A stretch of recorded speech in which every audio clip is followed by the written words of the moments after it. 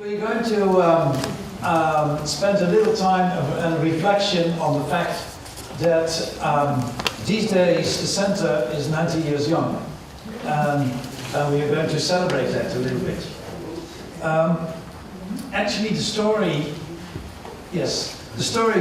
started more than 100 years ago with the building of a summer holiday house here in this area, and the house and the area was called the Dunes.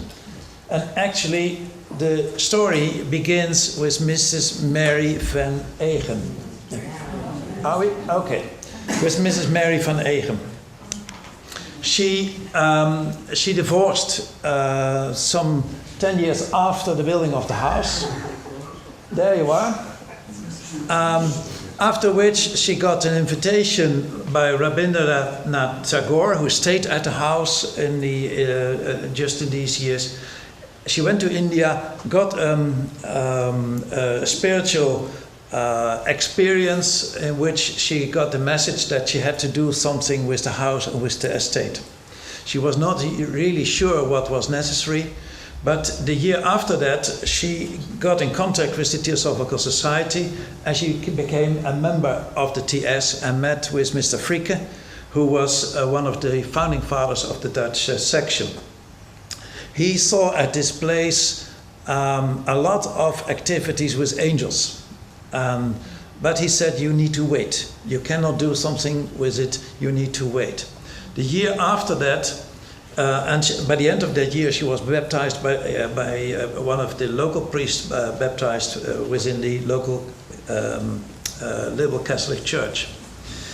In 24, Bishop Wedgwood visited the center here for the first time. It was not an easy match between the characters. But nevertheless, it was decided that Wedgwood would stay here at the center and start with activities for the church. And later that year, there was a star camp in Arnhem. In that summer, there was a star camp where Mrs. Van Eeghen met with several of the leaders of the TS. And at the same year, that resulted in the building of the first very small chapel on a place here. I'll explain a little bit further about that. Just in a very short time, this chapel was created. Only had 16 seats and some stools, but very, very quickly it appeared to be too small. So there was several extensions were being made. With Christmas in 24, Krishnamurti, who apparently had been here, advised the Arendales to spend their Christmas holiday here at the house. And this resulted in the fact that Annie Besant visited the center in 25. And by the end, this resulted in two dates which are important in the history of this center.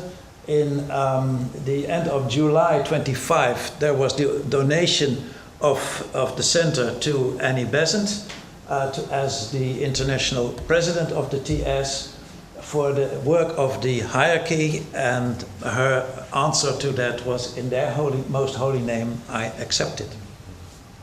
And the deed was signed in early September. So you can see we're in the midst of these two dates, but that is indeed these now 90 years ago. The objects of the center, it's interesting to see that there was an addition made to the objects of the TS. Object was the principle of universal brotherhood and peace. But actually the practical work here was educate young people for ceremonial work.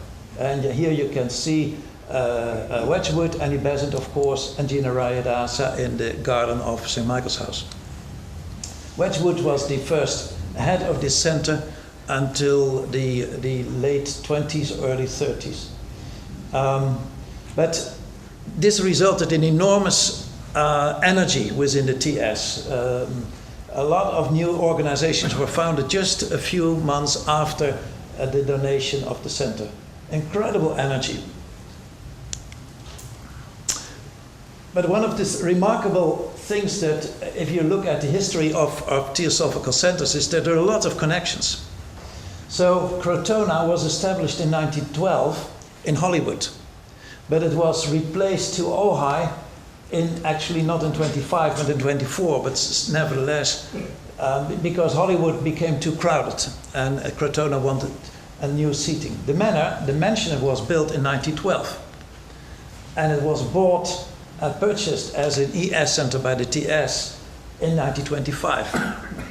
And the ITC here in Naarden, the mansion was built in 1912 and it was donated to the TS in 1925. So that's a remarkable, how could you organize that?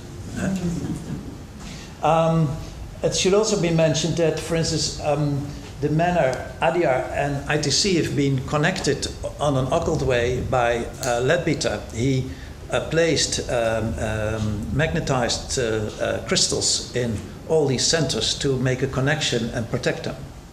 And the story goes that at least Krishnamurti did that here as well as in Adyar. I'm not sure about the manor, but those stories are there.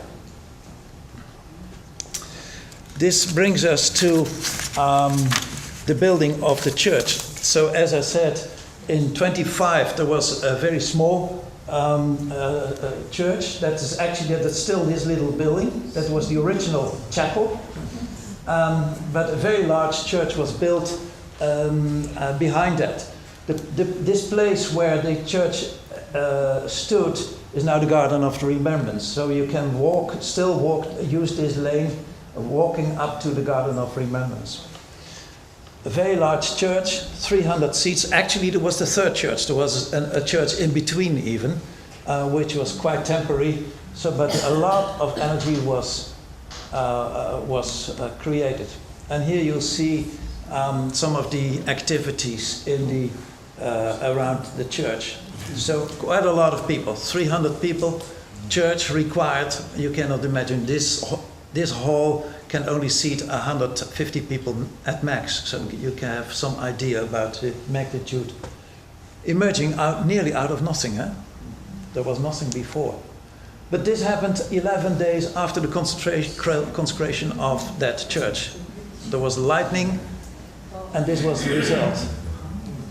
And that meant that Wedgwood had the impression that apparently this was not the place for him to be. So he sold at the center, and he took the insurance money of the church with him, and with that he bought Tackles Park in the UK. But Mrs.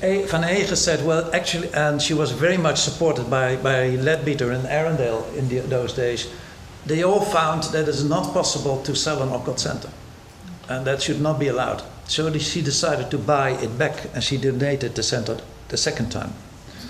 Quite remarkable. So she really made sacrifices there. Then at the same time, in 27, 28, so at the same time of building this very large wooden church, there was also built a very large Masonic temple, the original Besant Hall, exactly the same place as we are today. And to be honest, we don't have an official view on that, but my personal view is that we are very fortunate that both buildings burned down. To be honest, I'm not sure whether that should be broadcasted or so, but A little bit of editing. Because maintaining a wooden building here in the damp forest, the maintenance alone would be impossible. Having said that, this was a very closed building for ceremonial work, and Rukmini made it clear that when it burned down in -- she wanted to have a modern building with views to the outside, so completely different atmosphere other than the closed atmosphere, closed buildings as they were there. This is the small Theosophical Lodge building that was made. Later it was the hostel where young people slept. But it gives you an idea about what was important those days. So a very large Masonic hall, a very large church, and a tiny lodge building, TS lodge building. Well, that was the past. But the more important, of course, is where are we now? Well, we are going to celebrate the 90 years of this lively center, and the future, that's ours. What are we going to do with it? That's always up to different opportunities. But may I invite you to come outside, and then we will raise a glass on the future of this center. And thank you very much. Everybody take one, please. Good.